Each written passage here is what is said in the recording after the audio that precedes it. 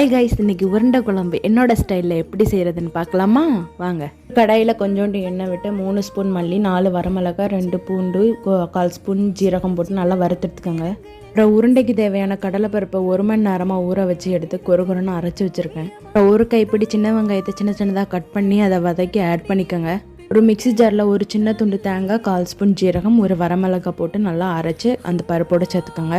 தேவையான அளவு உப்பு போட்டு நல்லா மிக்ஸ் பண்ணி எடுத்துக்கோங்க. ஒரு கடாயில் எண்ணெய் ஊற்றி கடுகு போட்டு அதை மிக்ஸ் பண்ணதை ஆட் பண்ணி நல்லா வதக்கி எடுத்துக்கோங்க. அப்புறம் அதை உருண்டை பிடிச்சி தனியாக எடுத்து வச்சுக்கிட்டேன். ஒரு கடாயில் கொஞ்சோண்டு எண்ணெய் விட்டு 1/4 ஸ்பூன் கடுகு, 1/4 ஸ்பூன் உளுந்த பருப்பு, கொஞ்சோண்டி கருவேப்பிலை போட்டு வறுத்து வச்சிருந்த மசாலாவை அரைச்சி சேர்த்துக்கோங்க. அது கூட தேங்காய் 5 சின்ன வெங்காயம் சேர்த்து அதையும் அரைச்சி சேர்த்துக்கோங்க. அப்புறம் ஒரு லெமன் சைஸ் புளி எடுத்து கரைச்சி சேர்த்துக்கிட்டேன். 1/4 ஸ்பூன் மஞ்சள் தூள், தேவையான அளவு உப்பு போட்டு நல்லா கொதிக்க விட்டுட்டேன். நல்லா கொதிச்சதுக்கு அப்புறமா பிடிச்சு வச்ச உருண்டை எல்லாத்தையுமே சேர்த்துக்கிட்டேன்.